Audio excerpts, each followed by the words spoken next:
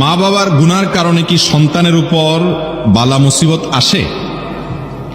মা বাবা যদি কোনো পাপ করে, কোনো অপরাধ করে, কোনো অন্যায় করে, যত খারাপ কাজই হোক না কেন, এর জন্য সন্তানের উপরে কোনো দায় দায়িত্ব, বিশেষ করে ওই পাপের প্রায়শ্চিত্ত শাস্তি সন্তানকে কখনো ভোগ করতে হয় না, হবে না।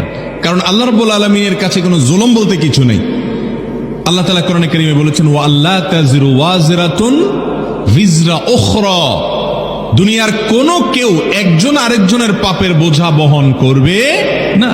আল্লাহ আরো বলেছেন, ওয়া আল্লাইসা লিল ইনসানি ইল্লা মা সাআ, মানুষ নিজের জন্য যা করবে সে ওইটার বিনিময় পাবে, আরেকজনে কি করলো নেকামল সেটা সে পাবে না। এজন্য কোনো বাপ খারাপ দেখে সন্তানকে খারাপ বলা যাবে না। আমাদের সমাজে দেখবেন একটা বাপ কথার কথা চুরি করছে, হয়তো কোনো একটা আকাম করছে, বাপ তো পরের কথা, অনেক সময় ভাই